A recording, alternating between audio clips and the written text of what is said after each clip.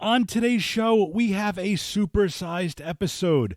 First, KB joins me, and we discuss both the Suicide Squad and Mortal Kombat upcoming movies.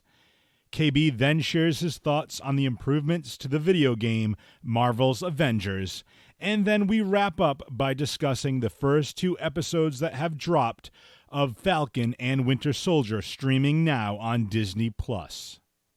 Then, I am joined by Kyle Platt from the band Sweet Babylon as we chat about how he and his band members are managing during this pandemic. We then switch gears and Kyle reviews and spoils the Zack Snyder Justice League movie, aka the Snyder Cut. So join us, will you, on this super-sized edition of Free Your Geek. By the power of Grayskull,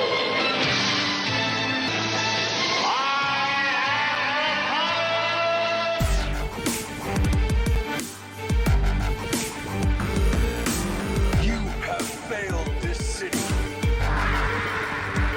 Corporatized.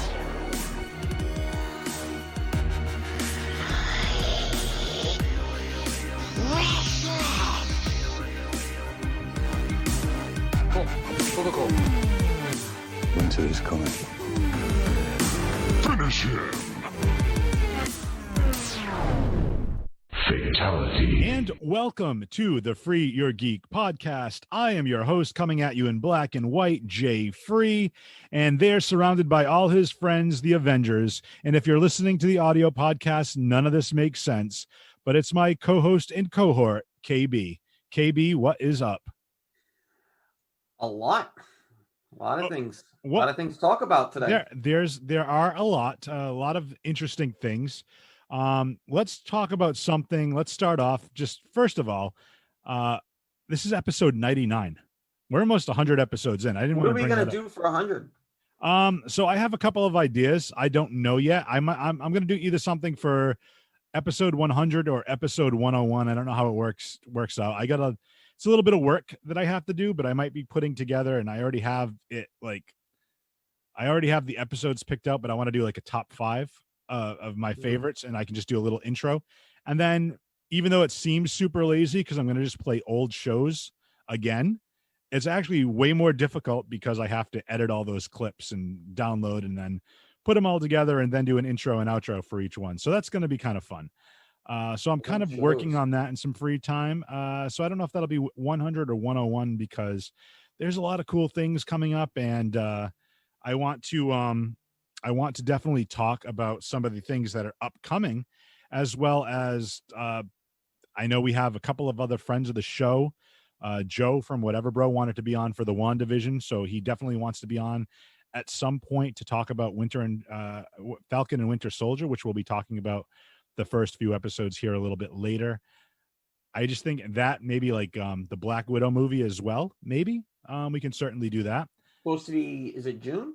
Or they push I it believe back? so. I believe it's June 1st, and I think it's going to be coming out on Disney Plus now as well. I think it's going to be dropping. But we'll talk about that as that gets a little bit closer. But one of the things that's even further than that I want to talk about is the Suicide Squad. James Gunn directed the Suicide Squad movie. So it's different. I don't think it's set in the same continuity if you go back and listen to one of our older episodes. I think it's more of a reboot than a sequel. I believe so. But if you go back and check out one of our earlier episodes, Suicide Squad, I forgot. It was a long time ago. It's probably the first 25 episodes we did. Maybe even before that. We had Mike Prue on for that episode. But yeah, the Suicide Squad movie is different than Suicide Squad. So I think this is going to be a lot more lighthearted, but also a lot more graphic in the sense that I watched the Red Band trailer. I don't know if you saw that. Lots of swearing, lots of gore. King Shark. John. There's a lot of gore there. John Cena. Yeah. They talk a lot about male anatomy in the movie, which I thought was kind of interesting. And he had probably one of the best jokes. And if you haven't seen the Red Band trailer, I will not spoil it for you. Also, we try to keep this PG-13, so I do not want to repeat the joke, but it was... I like this for James Gunn because he can take that Guardians charm and put it in a real R-rated kind of environment. Exactly. I think you're going to get a more honest movie out of it. So I predict that it'll do well. I think so too. And some of the cast that they have there, Idris Elba, John Cena, Margot Robbie, Viola Davis, I believe, is back. Yep. I can't remember who some of the other, but there's just like a ton. Pete Davidson, I think, is in it. Pete Davidson's in it. It's crazy. It's crazy, dude. So I'm really excited about that. I also like the fact that they're bringing a ton of like unknown characters, if you will. I just think that's going to be super fun. That's like, it's all like almost like the who's who of unknown, villains that are going to be part of the Suicide Squad, which also makes them expendable, if you will, for the easy killing. So I don't think they were too shy about expending some of them in the first one either. True. So, but I think they still kept the core. You had Deadshot, you had Harley Quinn, Flag, Harley Quinn, right. You had Boomerang in Killer Croc. Like those were all going to be the main in Katana. They're not going to kill any of those off, But I just think it's it looks like a bigger Suicide Squad. Yeah, there's going to be like good 10 to 15 members of it. And it's like when you bring in like Polka Dot Man and other people, like I think it's just going to be very, very insane, which I love. I'm curious to see how and we talked about this with Avengers, is that how do you break up to get all those characters screen time? Right. Well, I think James Gunn has done it with Guardians, to a lesser extent. So I think it's definitely. Do we know what the running time is on this movie? That I don't know. I think it's not even coming out until August. So we still got, as of this recording, we still got at least another 5 months or so before it comes out. I would imagine it's at least 2 hours. I would think. Yeah, I would assume it would be. Why not?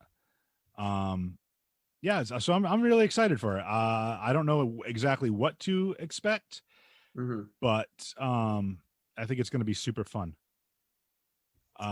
So that being said, that's going to be a very graphic movie. There's going to be a lot of killing.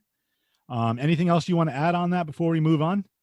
No, I'm just really excited for that one. I think that, DC is hit or miss. That last Wonder Woman movie was a bit. Well, yeah, it was a different vibe. I definitely agree with that. Wonder Woman 80. I'm not going to say it's bad. It was different. I'll just put it that way. I'll be a little political with it and say it's different. But yeah, the Suicide Squad movie is going to have a lot of violence, a lot of gore, a lot of killing. And what we call in the business a segue, I'm going to segue from the Suicide Squad talking about killing and gore into another movie that's dropping on April 16th onto HBO Max and in theaters. It's Mortal Kombat. I am so pumped up for this movie. What have you seen any of the trailers yet? I know I sent it to you. I don't know if you. I checked that one out, and I want it to be good. I think just by the casting alone, I think it's gonna be phenomenal. So let's rewind back a little bit. The original Mortal Kombat movie, I believe it was what, I want to say it was like 1995, 1997, something like somewhere in that area. Yeah, it was like the early to mid 90s, and then that one was actually decent enough. It does not hold up as well today because there's a lot of CGI, and the CGI just kind of takes you out of it because obviously technology changes. And then they had Mortal Kombat Annihilation, which was absolutely horrendous in my opinion. Yeah, I don't even think I watched the whole thing. No, it was horrible. It was horrible. But there was one more, wasn't there? Wasn't there another one? No, because I'm actually reading. I thought there was another one. There was an animated flick. Maybe that's what I'm thinking of. But yeah, so I'm actually reading the Wikipedia page right now, and it said in 1997, Robin Show's original Mortal Kombat contract was a 3-picture deal. But after the release of Annihilation, it was shelved due to Annihilation's poor reception and disappointing box office performance. So now we're doing this one, and I just want to talk about some of the cast here. So I'm not as familiar with a lot of the roles that they've been in before, but they have Louis Tan, who is going to play Cole Young. He's a British actor and model known for his roles in Netflix's Iron Fist the AMC series Into the Badlands. He played Shatterstar in Deadpool 2. So that's pretty cool. Then you have, let me see, who's playing Scorpion. You're going to have, I can't even pronounce his name, and I'm not going to even bother to try it, but he's a Japanese actor. Like, so they're really focusing on the Japanese actors for all, like, for example, like Raiden is actually going to be played by a Japanese actor, which I think is awesome. Cause I believe, I want to say it wasn't Christopher Lee. It was somebody, I can't remember the guy's name for the original Mortal Kombat movie, but he did not remind me of Raiden at all, you know. No. Typical like a whitewashing type thing. So I really like seeing a lot of Asian actors being brought in. So the gentleman, the actor that plays Hogan, or Hogun, as you will, in the Marvel Cinematic Universe, so one of the Warriors 3 and Thor, is going to be playing Shang Tsung in Mortal Kombat. So I thought that was really cool casting. Let me see he's Raiden. Makad Brooks, who we know, if you watch the CW, he played James Olsen in Supergirl. He's going to be playing Jax, which I really think is a good casting choice. Yep. I agree. And it's almost like some of these actors too. It looks like Joe Taslim is going to be playing Sub-Zero. He's an Indonesian actor and martial artist. I want to see what his acting career is here. Let me see. He appeared in the Fast and the Furious as the villainous Jaw. I don't know. I've never watched the Fast and the Furious. Oh, Fast and Furious 6 he was. He played Manus, the former first officer of Captain Balthazar Edison, who was played by Idris Elba, who's going to be in the Suicide Squad. That was in Star Trek Beyond. Yeah, so he's been in a couple of things too. A lot of like action, a lot of acting credits, like it's like action movies and martial arts movies, which I think is really, really cool. They paid a lot of attention, you can tell in the trailers, to the choreography of the fight scenes. Well, that's what right. And we talked about, I think way back, we talked about, not to like mix the two up, but we talked about, and I mentioned a little earlier, Netflix's Iron Fist. And the first season was really, really rough because I can't think of the guy's name. He plays Loras Tyrell in Game of Thrones. I'll have to look it up. Yeah, Finn Jones. Finn Jones. Thank you. Yeah. He didn't have a whole lot of time to prep when he first signed on. I think they had like 6 weeks or something like that, if that, to like before start shooting. So he didn't really get to train as much.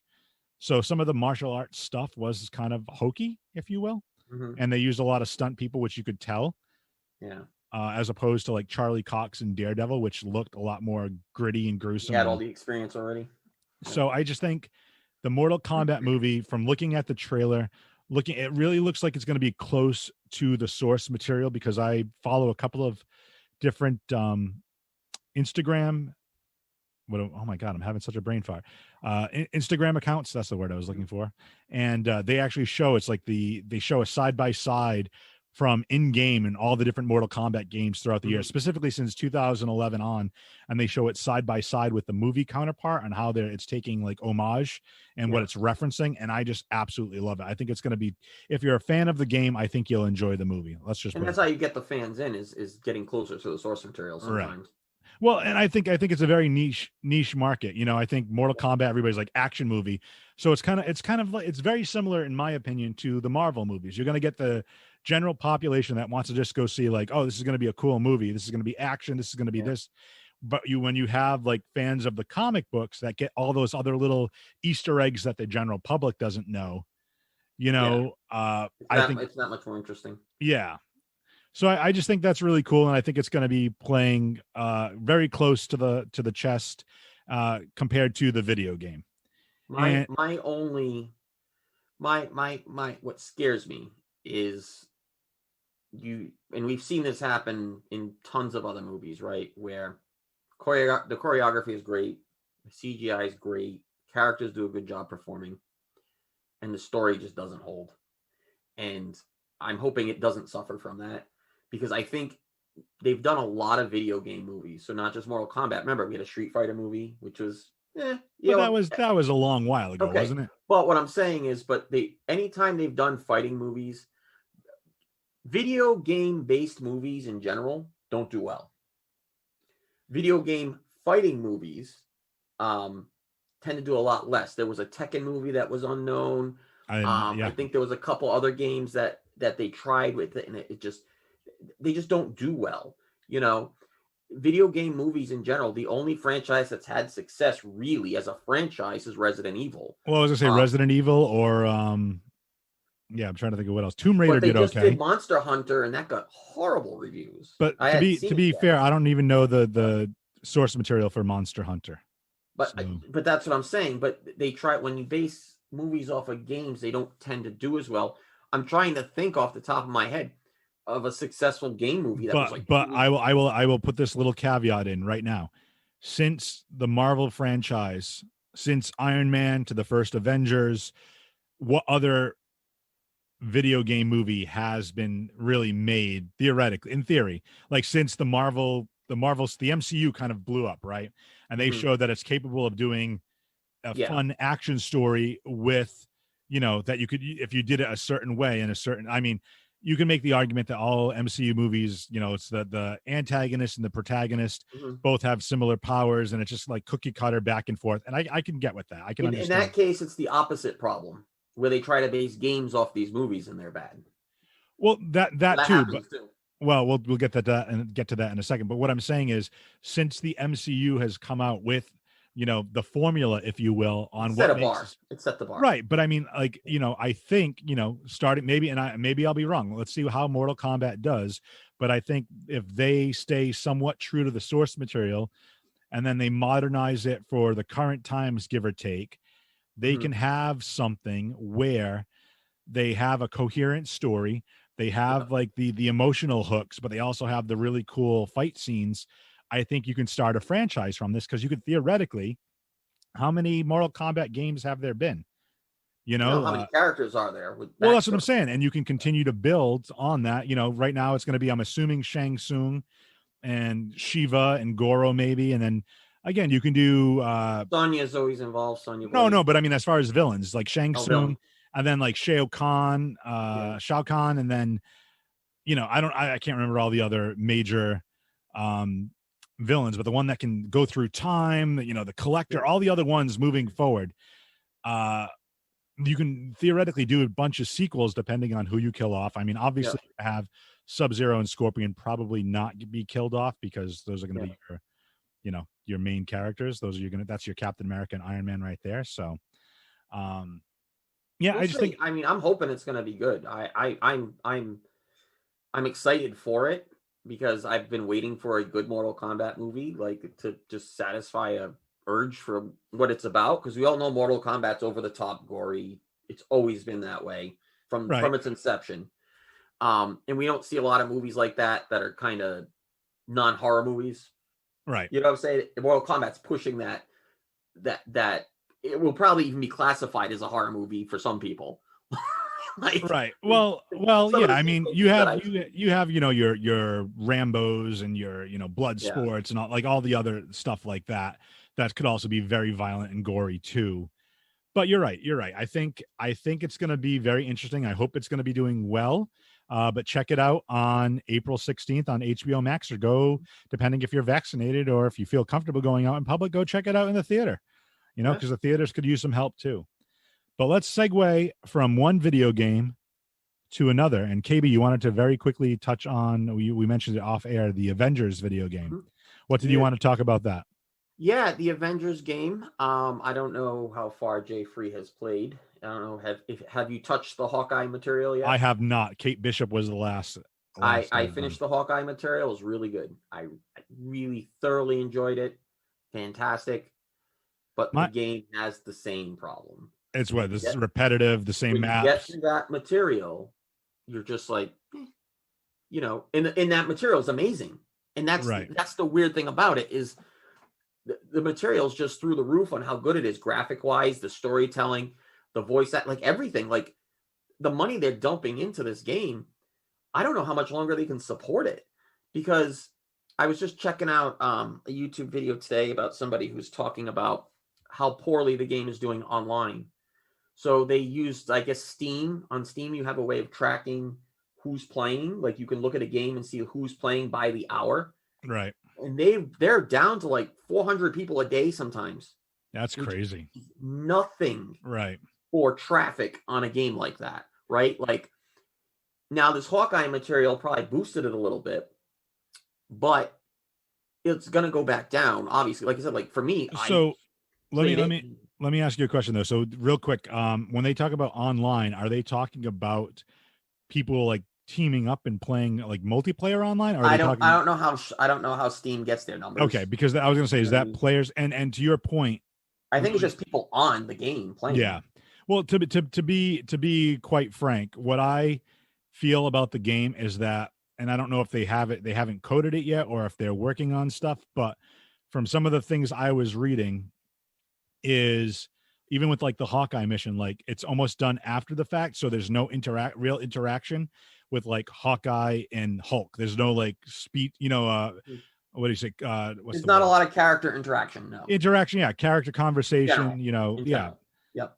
But I mean, like even with everything else, when you have like, the main core characters that were already designed for the game and you're doing a mission, they comment on things that are happening, around them. Like Ms. Marvel would be like, whoa, Hulk, don't be smashing, everything around here. Yep. There wasn't even a lot of that in the content. Like even like you probably remember they'll be all standing in an elevator or something or a lift. Right.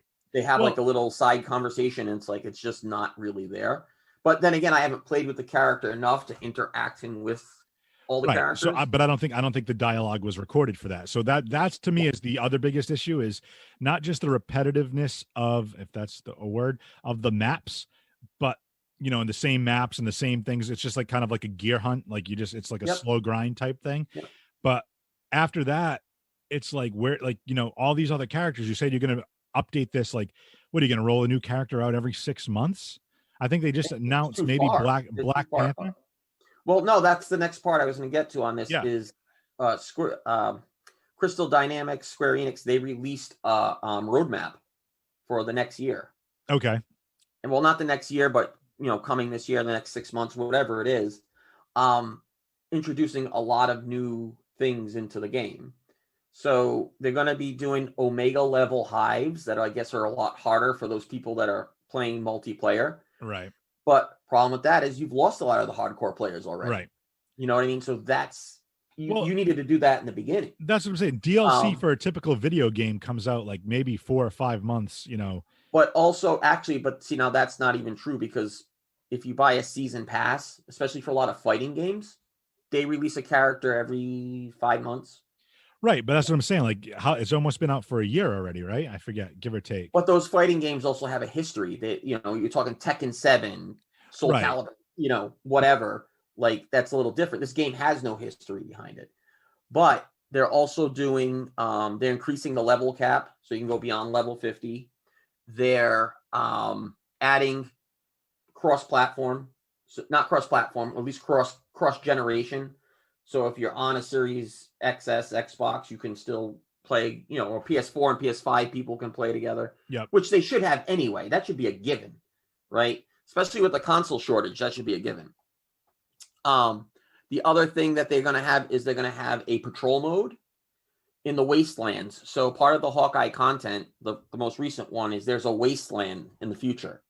Okay. So they're going to have this like patrol land where you can supposedly do anything you want with your team and have all these extra missions in it and things like that, objectives, which might bring that kind of open world gameplay feel, you know what I mean? Where they're more in a sandbox than they are kind of following a kind of story driven mission, so to speak. Not story driven, but very singularly, if that's a word, objective. Singular objective. Singular objective missions. Yeah. I got you. So you got that. But the most exciting thing, and if you check out the trailer, there's trailers out there. They did release a trailer for the Wars of Wakanda DLC, which they're saying is going to be a mass expansion. Claw's going to be introduced as the villain. So you're going to have another villain to go against with his new character, underlings based on Claw's, Claw underlings to kind of, make a better, more different characters to fight against. Also, what's her name? Valerie, the woman, if you haven't beaten the game already, spoiler alert, but the woman, I can't remember her name. Yeah, the evil scientist. She's going to be a fightable boss. Okay. As well.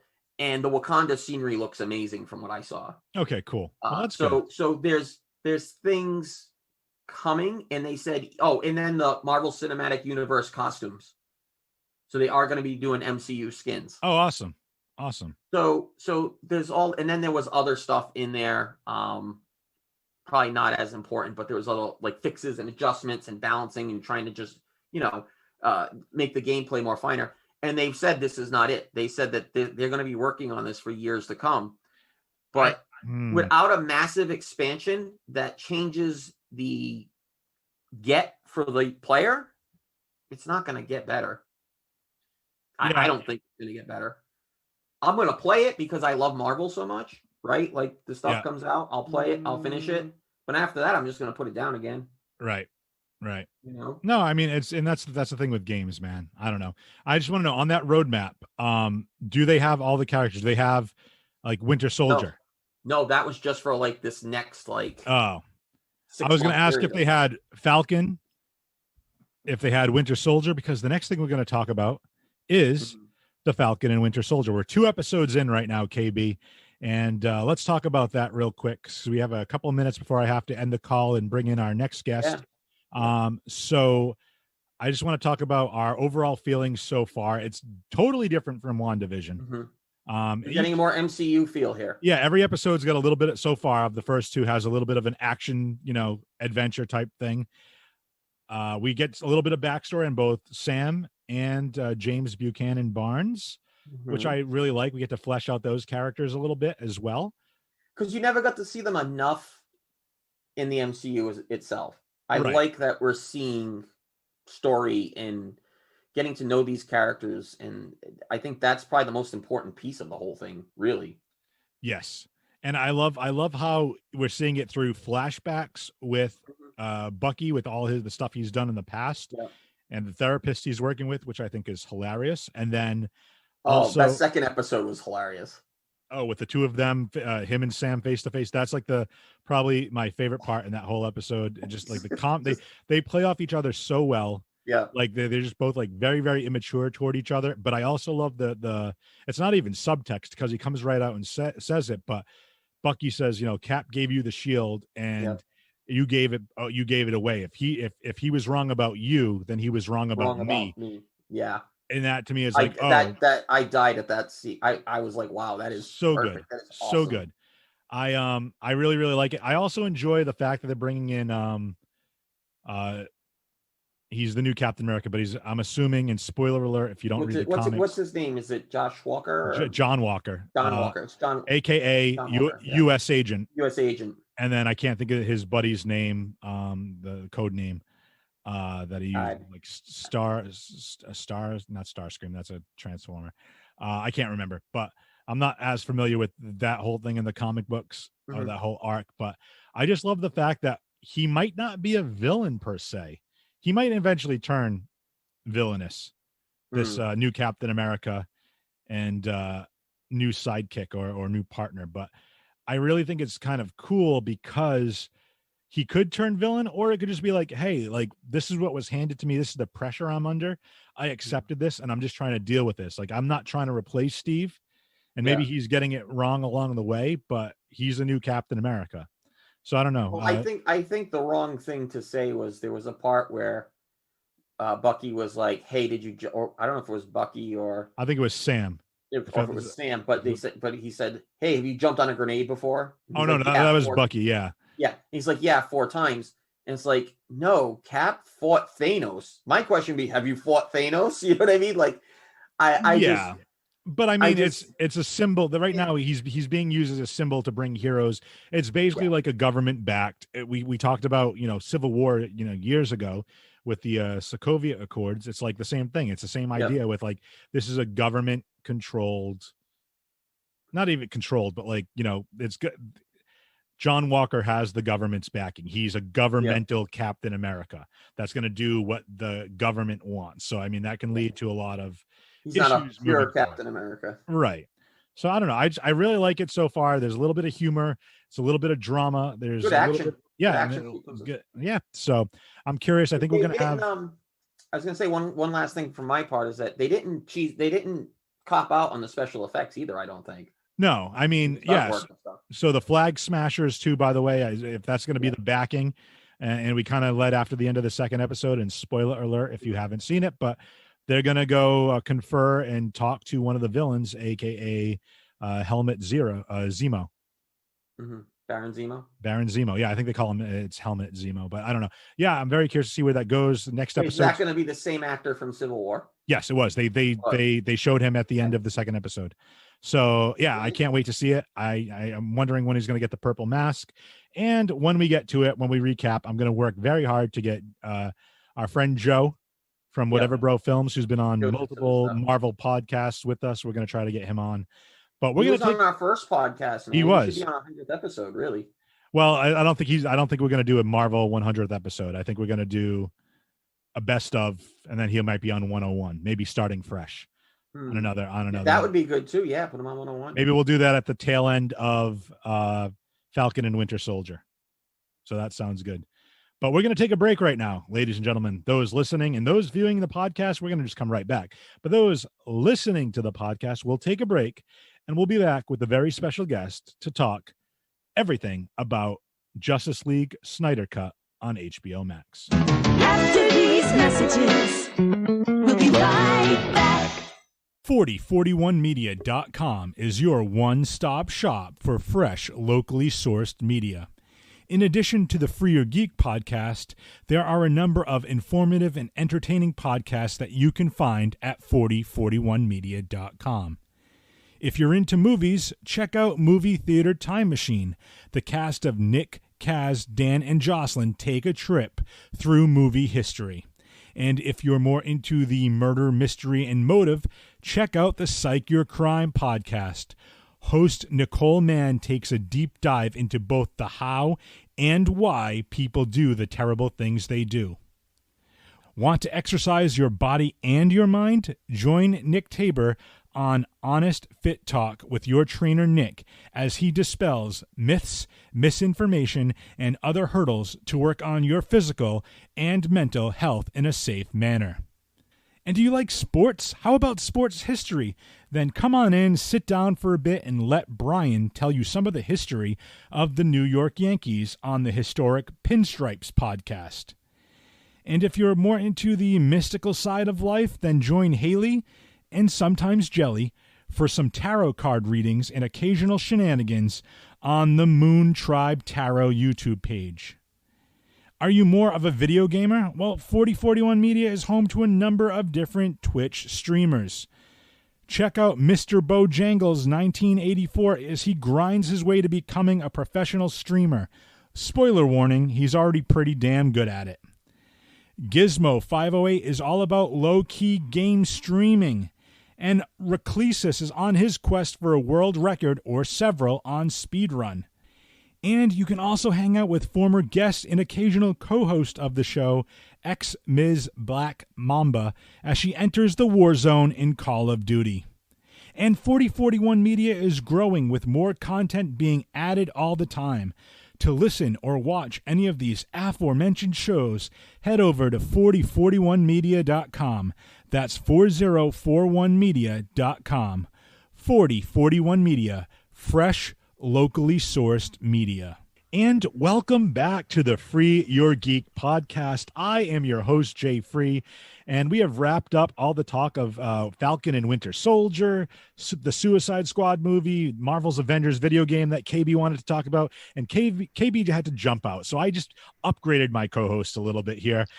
You may remember this gentleman from the band Sweet Babylon on one of the episodes way back in the day called Geek Speak with Sweet Babylon. Ladies and gentlemen, my co-host for the second half of this podcast, who is going to regale me with his review of the Snyder Cut of the Justice League movie, Mr. Kyle Platt. Kyle, welcome to the podcast.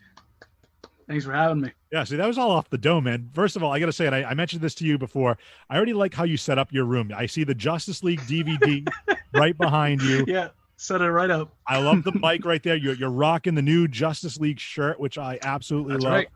That's right. phenomenal. And Support that bat flick. you have, yes, we'll get to that in a second. And over your, I believe it's your left shoulder. I don't know if this thing is mirrored or not. I'm assuming it is. Yeah, we have. Why don't you let us in on who that funny creature is? So that creature that's over there, that's Tommy the giraffe from our band Sweet Babylon. He's actually, if you're familiar with the band, he's actually on each and every single one of our album covers. He's all the way in the back in that one. And he's also in the mugshot ones of our new album, New Beginnings. He's been our mascot since basically the beginning of the band. The band started 10 years ago this year, 2011 we started. And yeah, man, it's great. It's been a crazy journey. It's been fun to have him around. And I mean, I know he looks very excited to be here, but I'm excited. Dude, I got to say, so a couple questions before we actually have you get into the Justice League Snyder Cut movie. And I will say, if I didn't mention it in the opening intro that I did of the podcast, for those watching the video, we are going to spoil this movie. So just be aware of that. Yeah. But I want to go, before we even get there, Kyle, I want to talk about Sweet Babylon. Like I love your band. I love your music. It would be more of a ska punk if I'm not mistaken, if like genre wise, like that's what I'd call it. Yep. A lot of like comedy songs too, if I'm not overstepping a little bit. Yeah. But I think you know, I love the kind of like the mix that you have. But obviously we're in the middle of this pandemic, so what are you in the band doing to keep yourself busy? As of right now, what we've been currently doing is basically we have a practice every week. We've been working on some new material. We're getting ready we're trying to hopefully have a show at the end of the year to celebrate our 10 years this year. So that would be the goal. But as of right now, we're just taking our time as everyone else is. We're just, you know, writing new songs, getting ready for album number 4. And yeah, we're just trying to figure out ways to basically get people out there. That's why we started actually our new website where you can buy physical copies of our CDs. If you don't mind me plugging in, that's Sweet Babylon. That's sweetbabylon.bigcartel.com. Okay. And I physically wrap it up myself and I mail it to you. It's been fun. We got a couple of orders. We have one of our t-shirts on there as well. So it's really cool to send out merch to the people. And I try to put a little personal thing in there with every order, just as a big thank you. We still have our Bandcamp account as well to do digital music as well, because I know everybody's not into the physical stuff. So if you go to bandcamp.com, sweetbabylon.bandcamp.com, you can buy our music there digitally. Besides that, we've been just working on new music. We're trying to make sure that the dust isn't, you know, getting too hard on our shoulders. I mean, last year we were planning on doing a lot more. It's crazy to think that 2020 is already done. We did a couple shows last year. And in 2019, like we got to open up for the Mighty Mighty Boss Tones at Hampton Beach. And we were kind of like excited to like see where 2020 was going to lead us. And sadly, it didn't just affect us, it affected the entire world, sadly. So, you know, one day at a time, that's how we look at it. And we're hoping for 2021 to be kind of that switch. He's already got his vaccine rolling. I'm still slacking, but I'm going to be again on that. And hopefully we're going to be out on the road soon and hopefully with some bigger things. And can't wait for that new album to come out, because I'm telling you right now, I'm excited for it. I can tell by just either your voice, man, like the excitement in your voice, your tone. So I'm excited for you, and I really want to kind of go back real quick, and we'll put all your websites, all your plugs, we'll plug all the things that in the description of the podcast, and I'll even like share it to Facebook and whatnot on our page, and I'll tweet it out and all that fun stuff. But what I really like that you said right there is like, even just the DIY, you're doing everything yourself with the physical copies of the CDs. Even if you put like a little personalized thank you, I think that's great. I think, you know, to your point, like I think the momentum for everybody got stalled in 2020. Like everything was like, everybody had like things going on and everything just grinded. Yeah, I guess that's the best way. It's grinded to a halt. And yeah, it's just, it's stuff, but it's cool that you're taking that and you're kind of segueing, okay, well, you know what? 10-year anniversary of the band's formation. We're going to be working on a new album. We're going to be doing all these other things. So even though you can't necessarily go out there and play for crowds right now, and where you had that momentum going, at least now you can say, okay, well, we're staying focused. We're doing what we need to do at this time right now. And then hopefully, like you said, by the summer, everything, I mean, I don't think the virus is going away anytime soon, but if, you know, people that choose to get vaccinated or don't mind going out and wearing masks to these shows and, you know, for lack of a better term, like keeping safe even at these shows, but still going out and partying and have a good time and listen to good music. Mhm. I definitely think I wish the best for you guys for that, because I'd love to be able to go to a show, you know, when you guys are have like a summer show, because I got my first shot of I get my first vaccine, so I'm on my way to getting vaccinated. So I'd be right out there. I don't know if I'm a little too old to like mosh pit or anything else that might be happening at your shows. So I might be back chilling with like a lighter, swinging it back and forth. Yeah. But you know, I'll be enjoying myself, man. Yeah, I mean, it's with the way, like last year we did a couple shows during COVID. We did get to experience it. Like it just felt different from that aspect of like we played a couple shows behind plexiglass. We did a couple shows where, you know, people in the audience had the masks on. We were further away. You know, it's like, you know, people had to sit down for the shows. So it's definitely different, especially when you're playing behind plexiglass. I'm going to say during the whole show, I had to keep constantly staring at myself because the lights are on and it's just a mirror. So you can't see anybody. You're like, hey, this guy's really enjoying the show. Yeah. All right. This guy, he knows every word. All right. But yeah, I mean, I'm totally with you. Like, I would love to, you know, start heading out more. But obviously, we want people to be safe as well. Especially, you know, I'm not going to be in the mosh pit either. I just turned 30 this year, and I'm currently on the end point of a back injury. Earlier in March, I threw out my back, and it's slowly getting back to normal. So, yay, old age. You know, it is what it is. You sleep wrong, and then you have to be like in a wheelchair for like 3 days. Yeah. I get that. I get that. No, totally. One of the other cool things I want to mention before we get into the Justice League, and I'll we can talk about it if you want. And this is going to be kind of like from left field and a curveball, so I don't want to embarrass you too much. If you don't want to talk about it, we don't have to talk about it. But I have to say, your TikToks, I love watching you on TikTok. Because not only do you do like comedy sketches on there, but you can also show off some of your singing ability and your vocal range. I don't know her name, so I'm going to butcher this, but there's a woman on there that asks you to duet a bunch of stuff. And I think my favorite TikTok of you is when you're doing the verse of Among Us. Yeah. I really like, I highly recommend that. Her name was Alexa Chalnick. Okay. That's yeah. So what she basically does is she always does something. She basically sings whatever, like pop culture. I don't know if it's the same woman, but I know somebody else does. There's another one, similar woman who sings from the opposite perspective of whatever the song might be. So like she does. There's another girl that does one she sings it from the vantage point of Delilah from the Plain White Tees. Hey there, Delilah.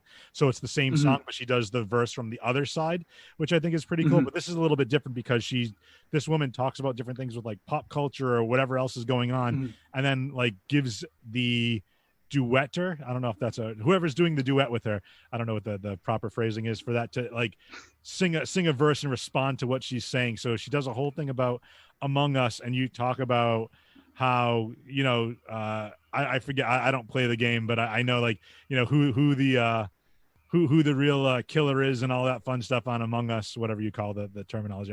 This is why I sound old. So I just really enjoyed it. Yeah, that was a songwriting challenge. That's why I love doing, try to be as creative as I possibly can. My TikTok I started doing because of the coronavirus and keeping indoors. Like I was really bored. I used to make YouTube videos when I was younger. You can find them on YouTube somewhere. I've done all of Sweet Babylon's music videos so far, where I filmed it, edited. I even did a TV show for basically just a little bit before the band started. It was a late night TV show where it was called Late Night with Uncle Fright, where I was the editor, director, writer, And I wasn't a personality on the camera. I just was behind the scenes, and it was a lot of fun doing that. And I'm all self-taught. That was the really cool thing. I got to expend on it more when I was in high school, but yeah, when the band started, I just kind of focused more on the band. And then when we had COVID, I was just like, okay, maybe I can start hopping on these TikToks. So my accounts for TikTok is the same as most of my other accounts. It's at Mr. Kyle Platt. But the stuff that I do is, either movies that I like where it's the audio and I try to act it out, like Mrs. Doubtfire. I love Mrs. Doubtfire. I love any Robin Williams movies. Hence, I don't know if that row that I'm pointing at, it's all Robin Williams movies going up the wall. Wow. But so for those from the audio, there's listening to audio only. There's probably, I'd say, what is that, 15 to 20, maybe a little bit more. Nope, there's this whole area is all DVDs, including down here. But I'm saying it's quite a big wall. For Robin Williams, like that row. Oh, how many? Yeah, like 15 to 20 at least. I'd say maybe 25. Okay. A little bit Yeah. more, So because I even got like random things as well. But it's basically what I look for is like I try to do stuff that I find funny. Like I've done Robin Williams, I've done a couple of Jim Carrey stuff. I did some Chris Farley skits. I love comedy and trying to represent it without being disrespectful or anything like that. But when it comes to like that Alexa Chalnick TikTok where I sing Among Us, that was creative for me because she wrote just her part and she wanted people to write their own parts. So that was kind of a creative thing for me to do, where I have not played Among Us either. But my drummer Lenny does. And he's told me basically like how the game works. And I just wanted to write a funny skit where it's like, okay, how can I deny that I killed somebody without trying to get caught? So I'm not going to spoil how I do it, but it's funnier things like that where I'm also trying to work on, doing more stuff where I'm singing as well, because that's just fun to experience, like, doing stuff with your own voice instead of just using the audios that they give to you. I did see, and you did a couple of duets, I think, just like regular singing duets with other people too, right? Where they on the TikTok they let you do side by side, and then they have the text saying, "This is going to be my part, this is your part, this is your," like, so when they put the almost like karaoke and you guys do duets together, and I just think, it's really good. And I did see like speaking of Jim Carrey, I believe you did like a Grinch skit. I did. So I love the fact that you're so creative. You actually kind of remind me a little bit of me, but you're just way more musically inclined and talented than I am in that. But yeah, I'm in the same boat. Like I love doing comedy stuff. I love doing videos. I love creating, you know what I mean? Like my creating, and it's a little bit different from like writing songs, but I'm part of this is going to sound super nerdy, but this is for Your Geek. So I do a Dungeons and Dragons game where we write our own like adventures and stuff like that. So I just wrote like a 6-chapter adventure that like I did like all the lore and stuff. It's super nerdy, but it's just like, it's my own, mind coming up, and it had a lot of homage to both Buffy the Vampire Slayer and the sister spinoff series Angel, where I just did a bunch of characters and names and stuff, and it had it all influenced with that. But it was just like, I just ran a campaign with that, and it was kind of fun. So I like to write stories. I like doing video. I like to edit audio and video, hence why we're doing Zoom recordings now for our podcast. So I can do both an audio and a video component, like we used to do when we had a studio. So I love doing all of that. And then, yeah, just the fact that the comedy aspect, my best friend and I used to do improv videos all the time. Every Sunday we used to call it Weekend Wrap Up, and we would just sit in front. We'd have a black and white filter, kind of like what we're doing that I'm doing now with the video, and we just sit on the couch and we just riff off each other and just try to be funny for like 10 minutes, and then we'd cut it all together and edit it and then put it out, and had a small little following, and then it kind of fell off like everything else does. But yeah, I'm glad at least in the pandemic with a lot, it's tough. Everybody's kind of home. You're finding a lot of creative outlets to keep busy, to just keep your mind occupied, but also like cultivate that talent even further that you have, because you are very funny. You do have a great singing voice, and all of that, just, you can really see that kind of shine through in your TikToks, and whatnot. So yeah, we'll definitely link out to that in the show notes as well, but definitely check him out because Kyle's got some great stuff. Thank you very Speaking, much. speaking, you're very welcome. Speaking of great stuff, you reached out to me a while ago and you said, "Hey man, when are you doing an episode on the Snyder Cut of Justice League? Because I want in." And luckily for you, sir, KB has not watched it yet, and 4 hours is a big commitment for any of us right now. But being a fan of the DC movies, we were previously, you were not here for this, but we talked about the Suicide Squad, the James Gunn Suicide Squad. The Red Band trailer that dropped looks phenomenal. I'm so glad he's going to put all these obscure characters and bring them to the forefront, even if he kills them off. I can't wait to see what they're going to do with that. But on more of a darker level, if you will, a grittier level, not even darker, let's say grittier, we have the Snyder Cut version of the Justice League. So I'm going to let Kyle kind of take the lead with this and run with this, but I want him to review what he loves about this movie. So there are going to be spoilers. So I want him to just give his overall thoughts of the movie, some of the things that he liked and how it like almost exceeds expectations, because for those unaware, Snyder did have to drop out when the original film was being made. I wasn't sure if it was his daughter or somebody in the family had passed, so he had to step down, and Joss Whedon stepped in. And again, I love Joss Whedon's mind. Apparently, the blowback that's coming for him now, with him being a difficult director to work for or mind to work for, that's neither here nor there for any of us to judge. But his vision versus Snyder's vision, from what I've seen so far, and to be quite frank, I think I'm on part 4. It's really cool because they break it into like different parts, like different chapters almost. Yeah. So I just think I just started chapter 4. So I believe I'm like halfway done, and I like what I see. It's just, it's a big time commitment. And when you're working, a 9 to 5 and you got other stuff going on, it's kind of tough to like be like, hey, take 4 hours at the end of the night to do this. And, but I want to kind of turn the reins over to you, sir. I want you to give me your overall thoughts, and then I'll tell you what I like so far when we get to that. If we get to that part, I'll tell you my favorite part so far of the 4 chapters that I've seen. So please take it away, sir. I'm like, oh, all right, my turn. But the Justice League that we got originally in 2017, I remember being so stoked. Just because, like, hey, we get to see, Ben Affleck come back as Batman. For me personally, I know a lot of people are against Affleck and like they don't like his portrayal of Batman. To tell you the truth, after watching the Snyder Cut, my band is so against Affleck to a certain extent. Like they're like, he's not the best one. All right, relax.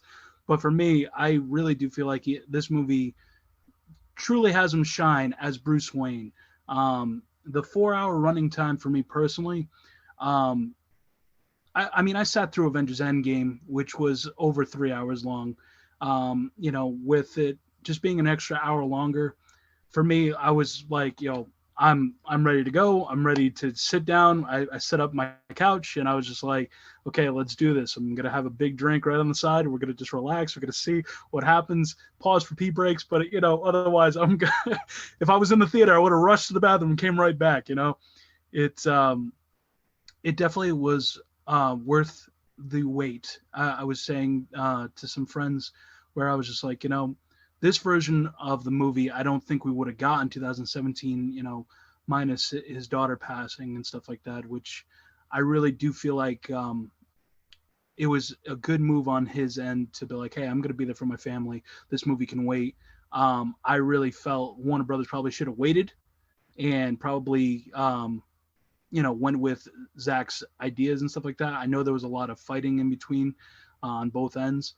But I feel like that they probably should have just, waited for him to finish it up, only because it just like that's a family tragedy. And, no job comes before family comes first. Yeah, absolutely. Yeah. Well, I would argue real quick, because I just want to do a quick counterpoint to that. I would argue that it's a good thing that they didn't wait for him, because my thought would be what would the studio have him cut from that movie? Yeah. With all the backlash that, has happened. And now that they said that, hey, this was not Snyder's vision, like now we can see the unedited, unbridled vision that he had for this movie, which is, from what I've seen so far, awesome, by the way. I just wanted to put that out there, but please. Continue. Yeah. What I was going to also say with that is that even though that they didn't wait for him to finish it, when he did finish it, there's a lot of added things that he didn't even originally plan on. Like we got to see Jared Leto. For those, like we said, it's spoilers. We get to see Martian Manhunter, and it is so amazing to see these characters being brought back. I really said to a lot of people that this movie was going to be Ben Affleck's and Jared Leto's redemption, because going back to Ben Affleck, I was saying he makes an incredible Bruce Wayne. I 100% believe he is the best Bruce Wayne. When it comes to Batman, I would love to see his own solo movie to experience him in his own element as Batman, because I feel like we have 2 movies now where he had to share that spotlight, so he doesn't get those big action scenes like we got to see in Batman vs Superman: The Ultimate Edition. We got to see a little bit more. We got to see a deeper dive into that, and we got to see that awesome fight sequence when he's trying to save Martha. No, but in Justice League, we get to see, a little bit more of that, and we get to see a lot more of him as Bruce Wayne. And I really do believe that he fully gets it. Like he said himself, he's a comic book fan. We're not going to count Daredevil here. We're going to talk about the DC. We're not talking Marvel. But I really do believe that he understood what he was getting asked to do. They were going for the Dark Knight comics, Frank Miller version, and he delivered on that. I really feel like that his character is definitely going through a lot of trauma, and he obviously went through Robin's death.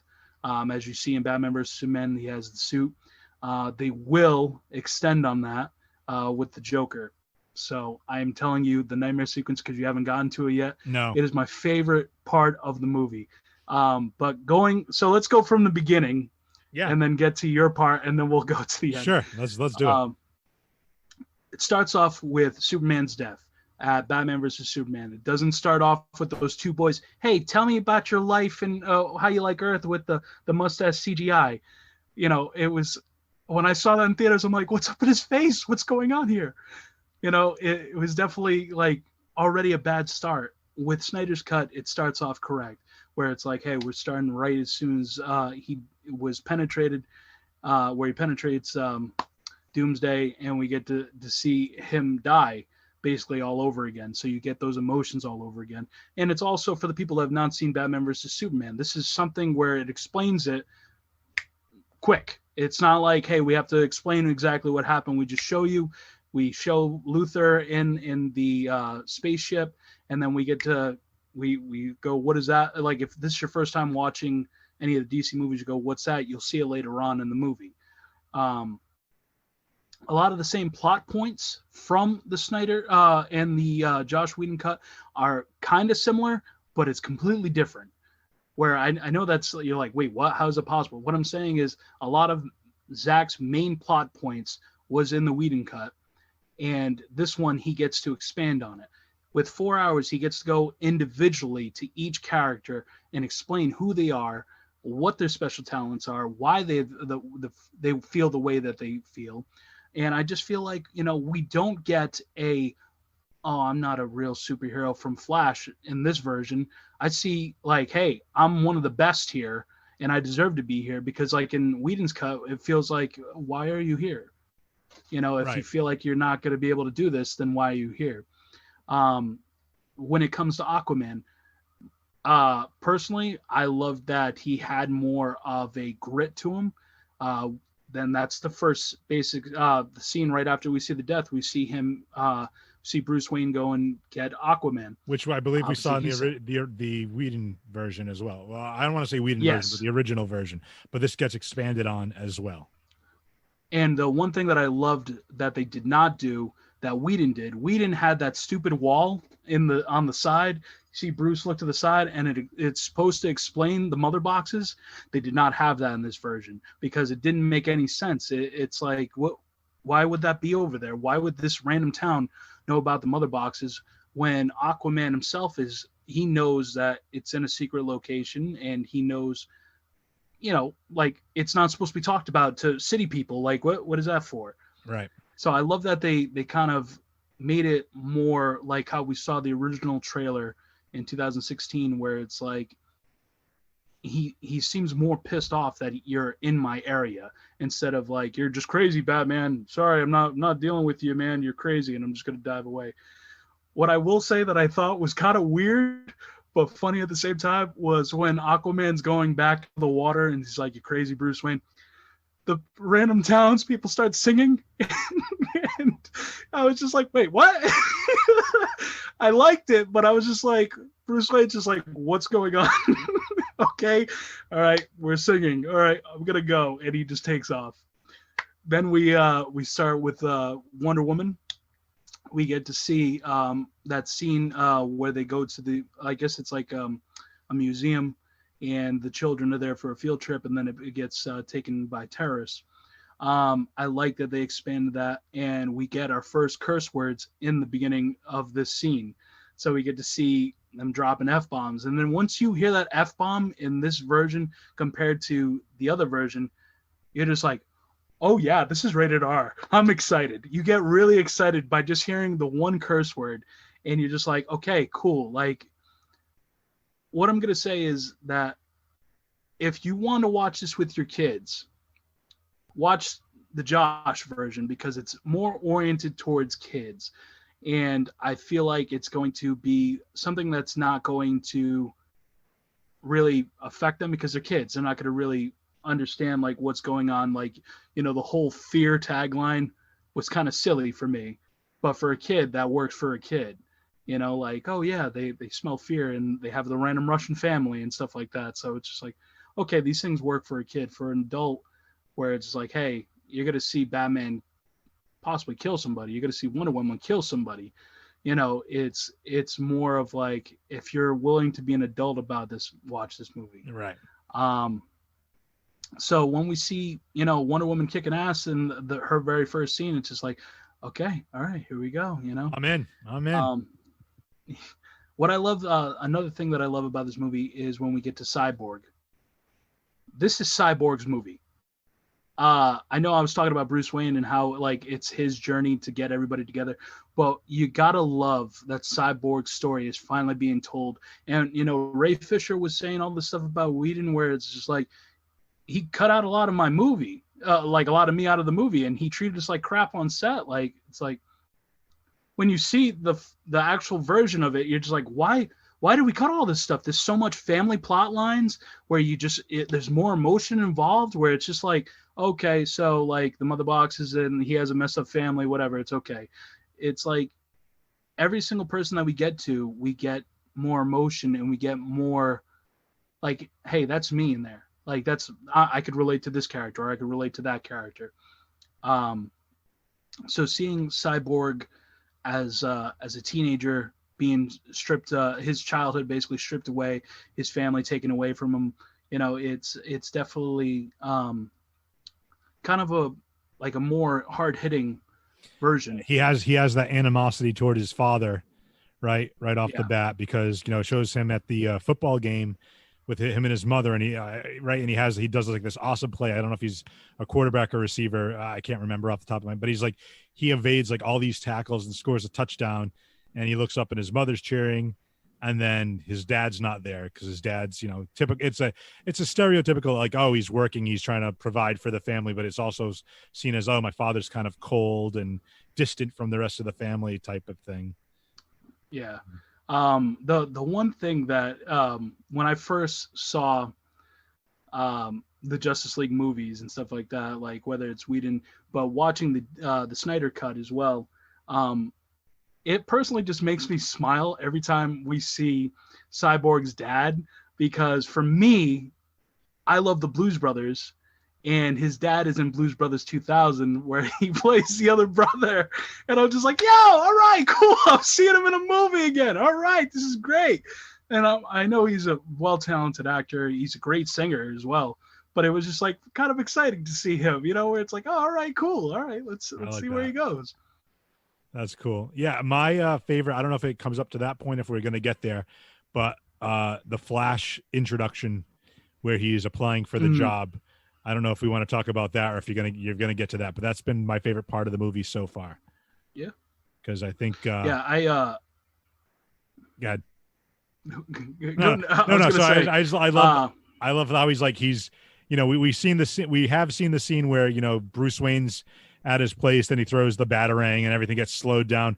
I think there was like a statistic online about how much like slow motion they use in this movie, but I love the fact that he's applying for this job at like this pet store, and I'm assuming he makes eye contact with this gorgeous woman. I'm assuming it's going to be Iris. I'm assuming that's supposed to be Iris, and she gets into a kerfuffle with it's a stereotypical guy driving a big rig, drops his burger, and now all of a sudden his car's about to collide with her. She goes flying through the air and everything slows down, and Barry Allen rushes out, saves her, makes eye contact with her, and the car I think also hits like a hot dog stand. So he ends up, the woman who's interviewing him looks around for him, and then he's in the pen with the dogs, and he's got like a hot dog. And I thought it was like, for all the seriousness and grit of the movie, I think that was just like a great point where it's kind of like a little bit light to just kind of lighten the mood just a little bit. And I feel it was a good break from like all the dark, which I think is a good mix and a balance that you have to kind of make there too.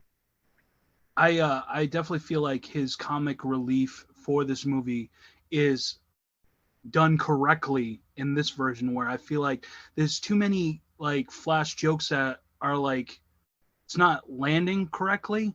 In the Whedon version, everybody's telling jokes for no reason. Like Bruce Wayne is not really a jokester. Like he'll make like his one joke where I was like, that's a Bruce Wayne line, is, oh, what's your superpower? I'm rich. Right. Like that's a Batman line. Like that's a Batman joke where he's like, he knows that he's very somber, and he's very like he's been tormented for years. Like he doesn't have like the luxury like everybody else had. He lost his parents, even though he's rich, doesn't mean that he had a great life. So when we get to hear lines like, oh, did Steve Trevor tell you that? Like, it's like, oh, what? Shut up. What are you talking about?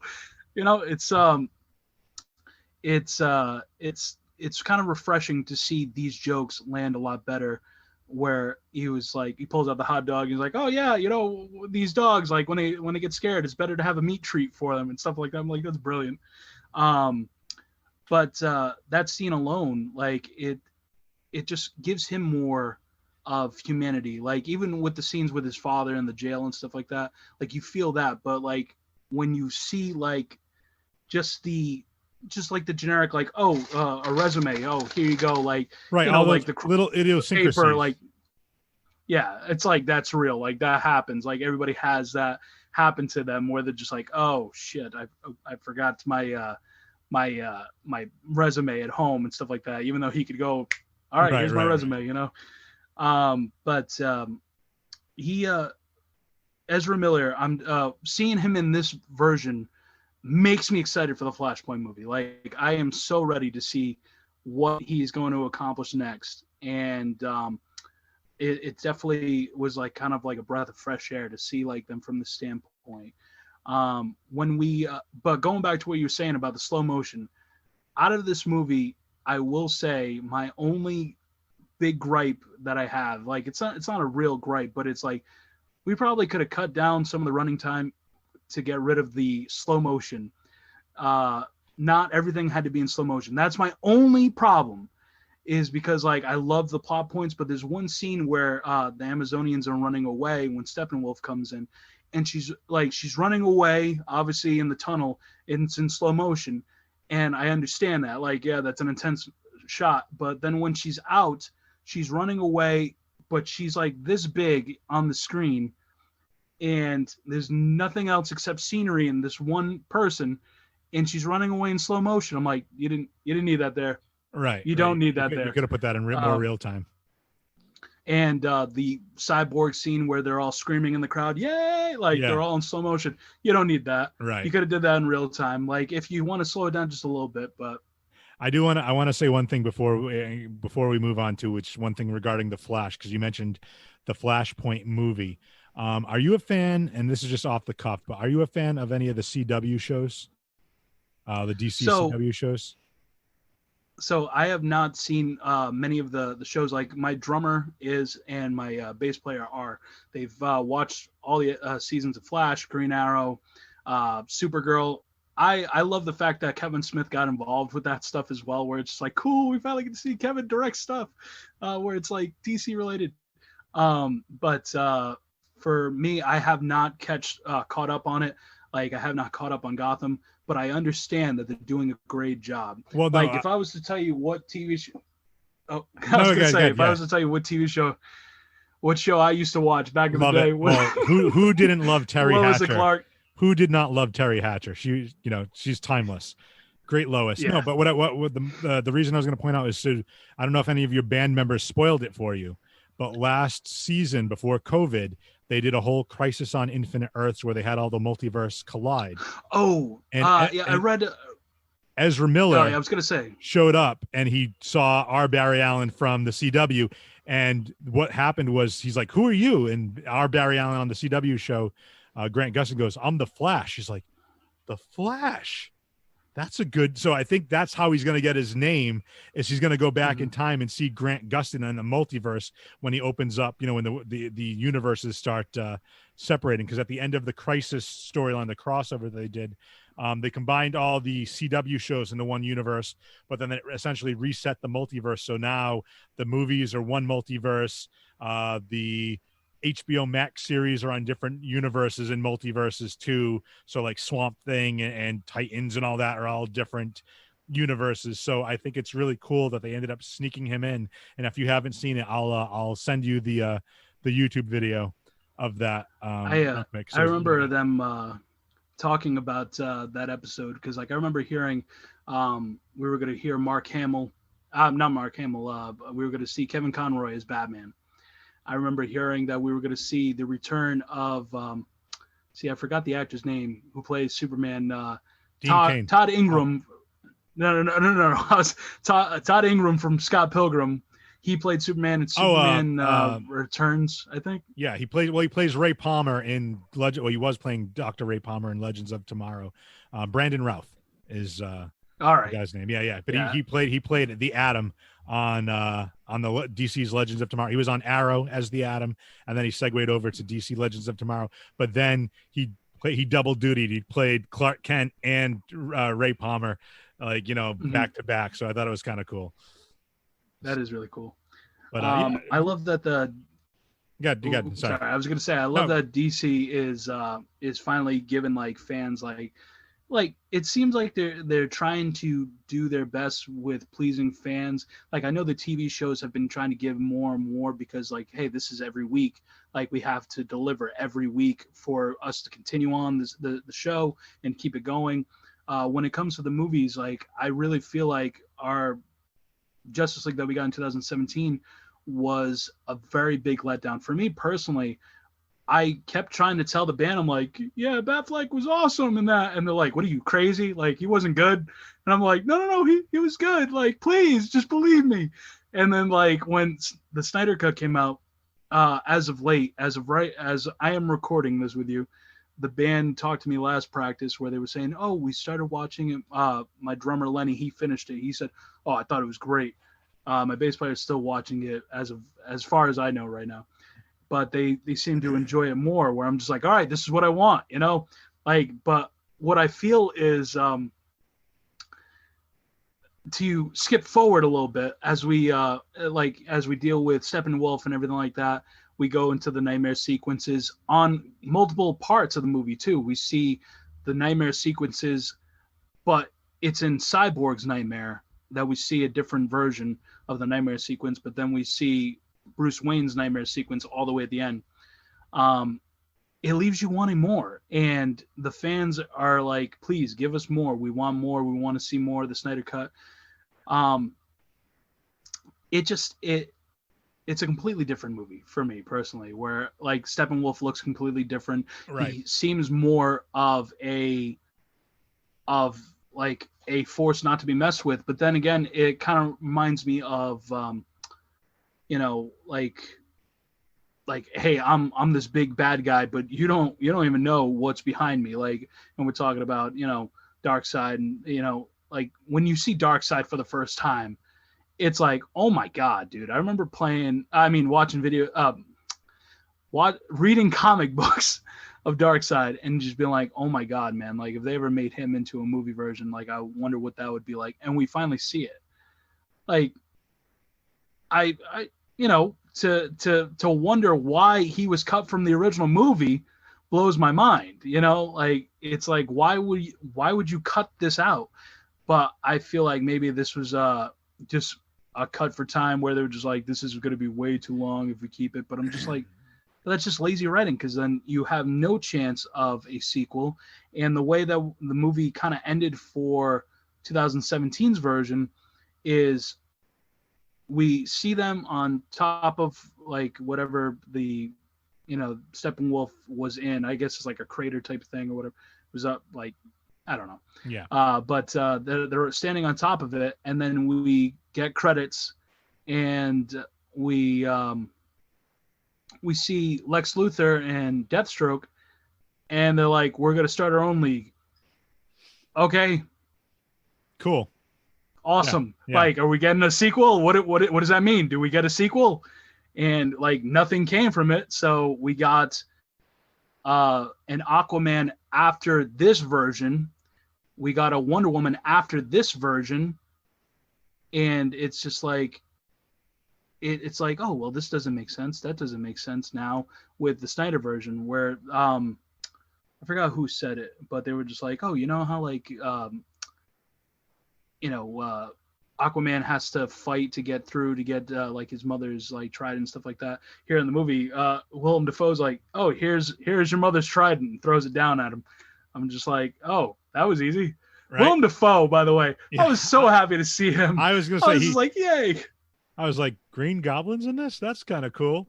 That's a Spider-Man reference for all those newbies that are on here. No, don't tell Harry. Yeah, right. The only major issues I have, and it's more because I don't mind it being dark. I've kind of come to grips, and I don't know how you feel about Batman versus Superman as a movie. We had a podcast. Loved it. See, we had a podcast early on where my co-host KB ripped it to shreds. I wrote a whole like blog about it that I was not a fan of it, but that's more the purist of me, that the fact that I still don't like seeing, like, I agree with you that I love Batfleck. Don't get me wrong. I loved how he played Bruce. I loved the Batman aspect of it. I like the scene in Batman versus Superman where he like, I think it's like he takes out like all these, it's like in a warehouse or something where he comes up through the floor, and I love all that. That was great. My problem is that I still, and granted, with like knowing that it was like more of a Dark Knight Returns Batman is kind of like set that at ease. But my issue was that he was way too loosey goosey with making things explode and destroying things. Like, I'm like, this is Batman. Batman's got one rule: he does not kill. You know, and that's his whole thing. So this is a Batman that's kind of lost his way now that I understand that. But still, my biggest gripe, and I get it to an extent, but to me, it was like a couple of different plot points, and I might be totally wrong, and correct me if I'm wrong. But I mentioned this way back when we did the Batman versus Superman episode. You have one side of the bay is Metropolis, and then you have the other side of the bay is Gotham. So there's only water separating the two. So the whole problem with Batman in Batman versus Superman is Clark Kent, a.k.a. Superman, has a problem with Batman. It takes nothing for him to fly across the bay and find him and take care of him. It'd be super easy, no pun intended, for him to do that. I still want to like hold true to like, okay, well, Smallville should be in Kansas. Metropolis is the, big city in the state of Kansas. That's why, you go from Smallville to Metropolis. Maybe it's a couple hour drive or whatever. And that's fine. Cause I grew up, with Smallville. I don't know if you've ever seen Smallville, but I kind of like how they set that up, that, Smallville is, we got to drive into the city. It's like for me, from driving from our area up to Boston, you know what I mean? Like, okay, I get that. Mm-hmm. We're in like these small towns or whatever, small cities, and we got to drive up to the big fancy city of Boston, whatever. I don't know. But to me, it's like, and then Gotham was always kind of like Chicago, you know what I mean? Or New York, like whatever that. So to me, it should feel like a little bit more of a separation. So you have like each, for lack of a better term, urban legend with the Batman and Superman, like they can be separated in different parts of the country rather than, hey, we're right next to each other. You know what I mean? That's my only major gripe with it but again, you're setting up that world. I even liked Eisenberg as Lex Luthor. It's a different take on Lex Luthor. Yeah. I was fine with that. I was like, okay, he's quirky. He's the kind of going for kind of like almost like a Joker, Riddler vibe from the old Batman 60s cartoon, 60s show rather, with just, a little bit more of a mature version of it, whatever. And whatever, however they want to go with it, I was totally fine with it. I think Eisenberg did great for the what was presented to him as the role, So I think everybody did their part.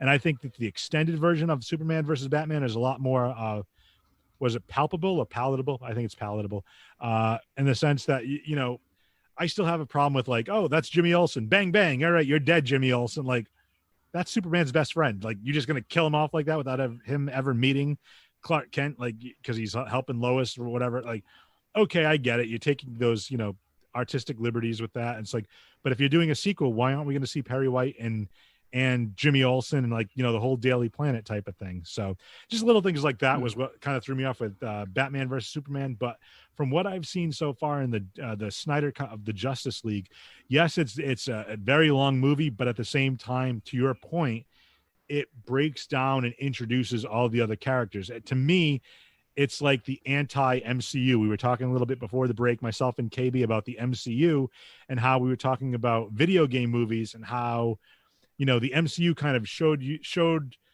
like Hollywood and whatnot. You can take a property as long as you stay somewhat close to the source material. You can take certain liberties with it, but you can also put Easter eggs so that the fans of those will get an even greater pleasure out of watching the MCU movies, because you have those Easter eggs, but you can also do like the storyline. So the MCU did it. Here's all the individual movies. Here's Iron Man. Here's Thor. Here's Captain America. Here's the Guardians of the Galaxy. Here's Ant-Man. Boom, let's put them all together, in an Avengers movie or, Infinity War Endgame. So you already have an idea of who these characters are. With the Snyder Cut, it's almost they're doing the reverse. So I think it needs to be that length because, like, as you mentioned, you're going to spend a little bit of time getting some backstory on the Flash, on Cyborg, on Aquaman. So then when those solo movies come out, you already have that introduction to them in this other movie. So I think it needs to be, I thought the thought process behind it that Snyder did to introduce and give a backstory for each one of these characters, I thought was brilliant. So yeah, I feel like that, like for me personally, I feel like the movie breathes, and that's the big point, is that you feel like for me, like I said, the 4 hours for me didn't feel like it was 4 hours because like you have a lot going on where you're having a lot shoved in your face, but it doesn't feel like it's being force fed into you. You feel like you're like, okay, I'm slowly getting this. Okay. All right, what do we got going on? And what I love that DC is doing is obviously Marvel is trying to, like, Marvel and DC, they're comics.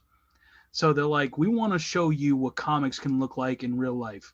And we're like, I'm for it. Marvel kind of went with, this is one big story.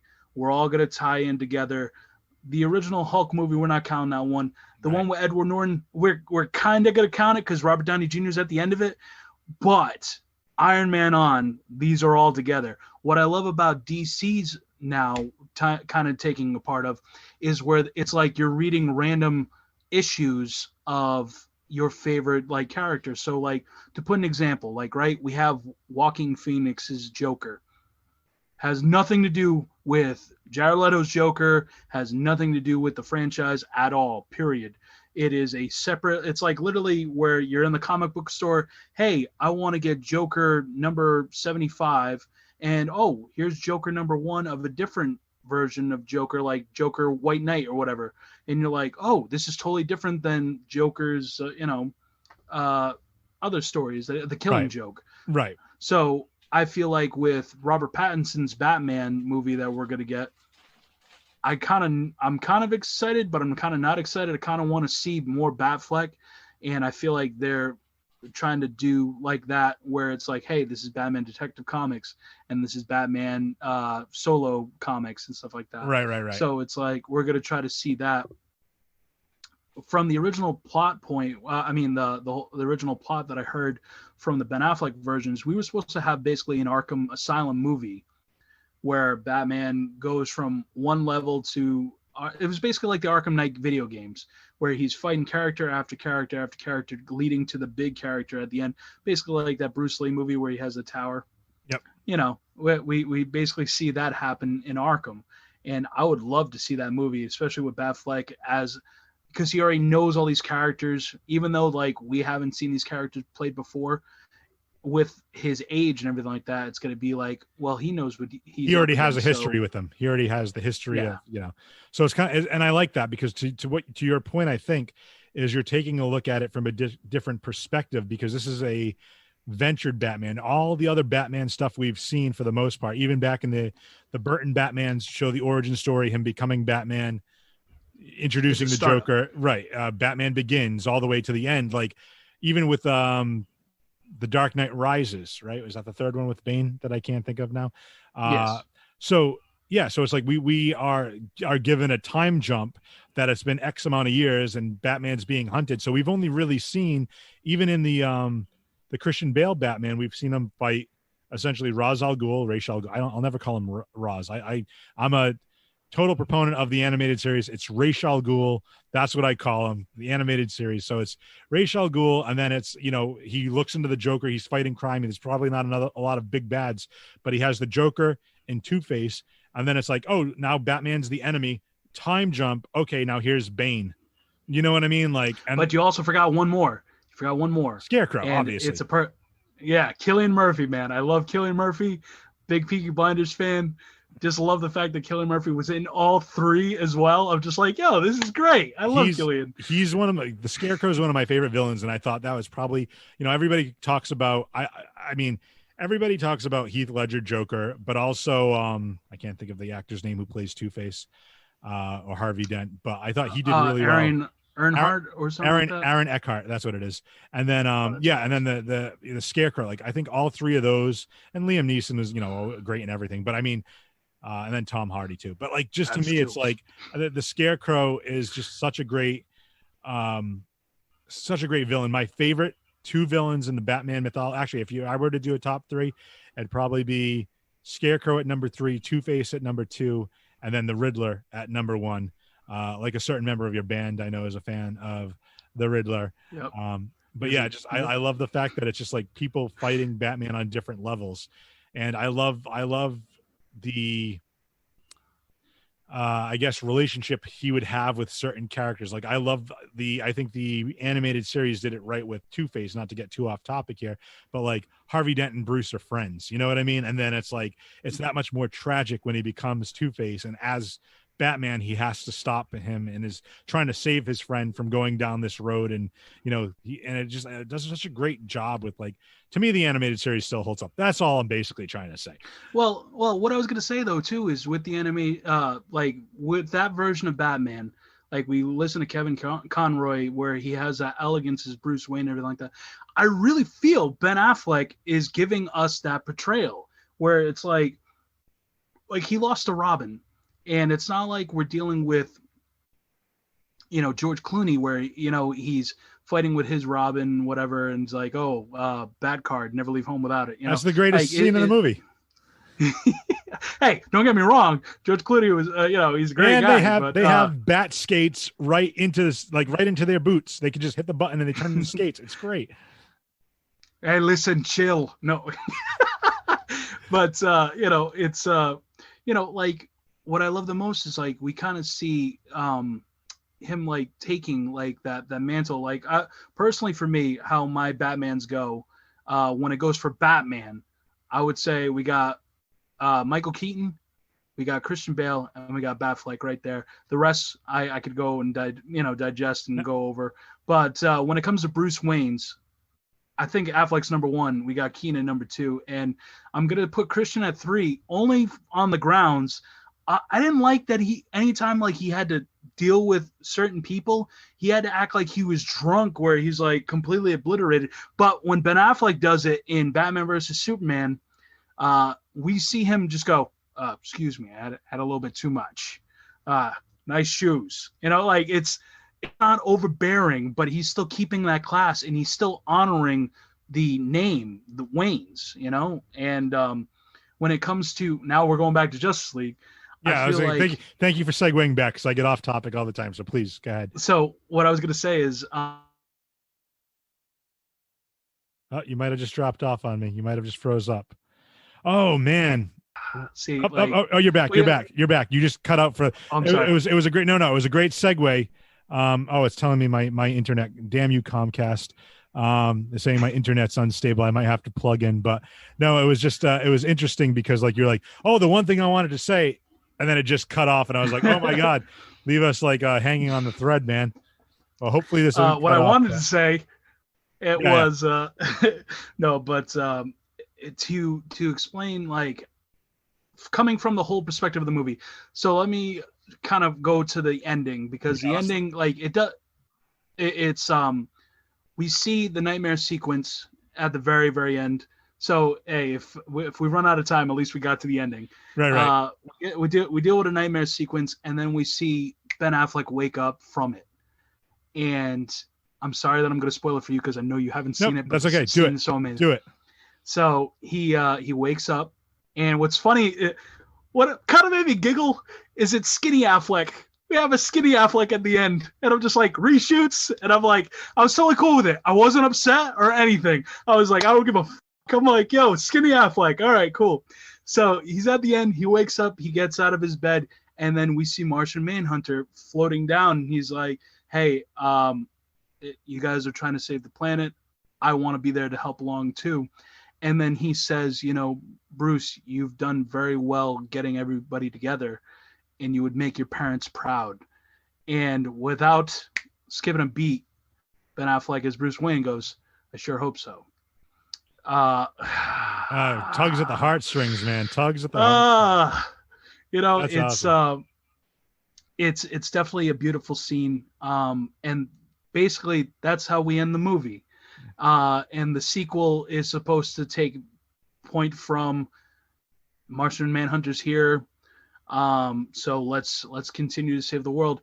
I personally wish, this is just an opinion, I personally want and hope and wish that Warner Brothers is just like, they're seeing how HBO Max has been shut down from people wanting to watch it. It's done great numbers. It got so many subscribers for an app that I was like, when I originally heard it, HBO Max was coming out, I'm like, cool, so we're never getting that.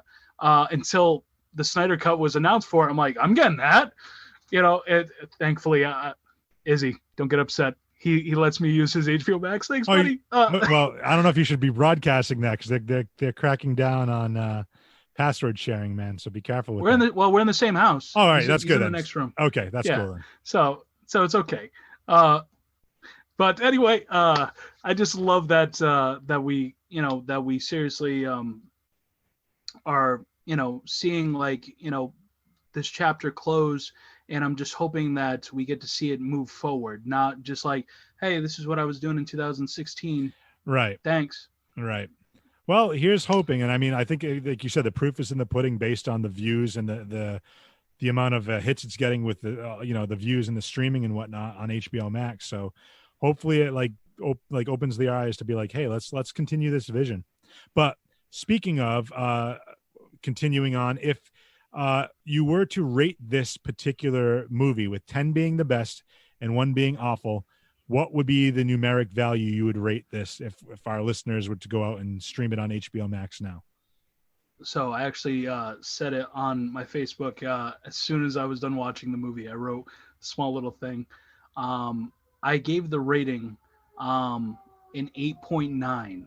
I didn't give it a 9, only just on the grounds of just the slow motion. And the thing is, I also didn't give it a 10 either, because like I didn't want people to say, kiss ass, he loves Ben Affleck, whatever. He's just gonna say that because he's he's all on Affleck and Kevin Smith's junk. I'm like, no, that's not it. But if I was to honestly give it an honest rating, I'd probably give it an 8.9. It was such a spectacular movie. If you just wipe away the old version and you just literally look at this from a fresh palette, where you're just like, you're going into this as a completely different movie. You just got to, if you haven't seen the other version, don't see it. You don't need to. It doesn't matter anymore. What I'm hoping for is that we get it on DVD or Blu-ray, because as you can see, I'm a physical kind of person. Yeah. You gotta keep those discs, man. Got to keep them, because the thing is, everybody's just like, well, why do you collect so much? I'm just like, well, I'm gonna tell the honest truth. If I run out of internet, like if I lose internet, or if if an app like Netflix, like, right, everybody's like, oh, I love watching The Office. it's off Netflix now, and now you got to get Peacock. Right. And then even so it's like, and not that I want to play the whole woke culture, but they're starting to remove episodes and stuff, obviously, because there's sensitive stuff, and these like, even so, real quick, I'll put this quick aside. I'm a wrestling fan. I'm hearing that Peacock now, the WWE network, is on Peacock, and they're removing stuff that might be too controversial from old episodes and pay-per-views and stuff in the past. So if you go to watch a WrestleMania, because it might have something that might be a little less sensitive in today's day and age, they actually remove it off the act. So you're not necessarily, and I get it and I understand it, but it's just, again, if you want to relive that particular memory, if you have the physical copy, then you're golden. Yeah. And, you definitely get to hold on to more memories that way. Personally, that's why I like having, physical copies of my CDs. Oh, where you can buy you get those? Yeah, let's plug away before we get out of here. You can get these CDs at sweetbabylon.bigcartel.com, and you can totally buy them, and I will mail them to you. And you can have all the lovely artwork that I personally made. Like, I took these photos, I edited this shot. There's Tommy in a police room or whatever. I don't know. He's getting questioned. Where were you the night of April 19th? Yeah, April 19th, man. I was talking with you. No. There you go. Yeah, no, yeah, it's 29th. Okay, excellent. Yeah, so let's plug all your social one more time, and then I'll throw a Cerebro suggestion out there. So go ahead and feel free to plug whatever you need to plug. So if you want to follow me, as you were talking about, on my TikTok, you can follow me at Mr. Kyle Platt. That's also my Twitter, and my Instagram, because I got it hacked a few years ago. My Instagram is at Mr. Kyle Platt 24. Please go check out my band's Twitter and Tumblr. Not Tumblr. Instagram. We're at Sweet Babylon Music on one of them, and we're Sweet.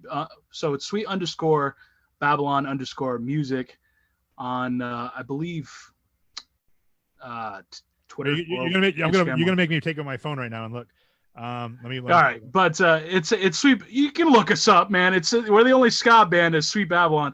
But if you want to listen to us, we are available on all media outlets. That's including Spotify, Pandora. We're even on iHeartRadio, so we can play the iHeartRadio Festival. Hook us up. So I just pulled up real quick. I just want to point this out. I was trying to look, and the first video that shows up on my Instagram is Mr. Kyle Platt 24 talking about somebody stealing his identity from Texas. So again, yes, I recently deal with a scammer phone call, so I got to give them a little payback. So all that information will be in the show notes as well for the podcast. So type in For Your Geek wherever you get your podcasts, and you'll see the show notes with all this information. I'm going to have Kyle email it all to me just to make sure it's all on the up and up and everything he wants to include. I'll keep that all in the show notes. I also want to talk about we do this bit now called Cerebro Suggestions, and it's just like something that I think our audience would like. Friend of the show, and he has his own podcast called the Chuck and Brad Podcast. I believe he's from Warren, Rhode Island. Chuck Staten recently went, and this kind of like segues and comes full circle, actually did a video documentary shot and edited for Tell Em Steve-Dave with Kevin Smith and a bunch of other guys. He went to Red Bank, New Jersey to Jay and Silent Bob's Secret Stash and did a whole bunch of filming and editing. And they're all on Kevin Smith's YouTube page now, where he did all that edit and he put together a 3-part documentary. I will include the links under the Cerebro Suggestions in the show notes. And then you can follow me at, I don't even know what my, JFree82 on Instagram, and For Your Geek on Instagram, as well as Twitter. And JFree the Geek, our website, I'm actually reworking that right now, because you mentioned, Kyle, Tumblr. I actually had my web address pointing to a Tumblr, but now I made a nice little Google site instead and started putting some different stuff on there. So I'm going to be segueing over to that and not necessarily pointing to a Tumblr in case that ever goes, the way of the dodo. But yeah, so follow us all on there. And Kyle, thank you for being on the show, sir. Great review of the Snyder Cut of the Justice League. It's definitely a 4-hour commitment, but based on what Kyle said and what I've seen so far, it looks phenomenal. Like they really give you the background on all these characters. It's still got that dark and gritty feel, that real feel. And I just think it's a lot more, I don't know. I just think it's a better viewing than in a Whedon cut. So definitely go check that out. And usually I have KB do the catchphrase where he says, "Get your geek on." I told him I was going to do it, but Kyle, for being a guest on the show, I'll just say, hit him with the catchphrase, bro. This is Kyle from Sweet Babylon. Get your geek on. Oh, I love that. Goodbye, everybody.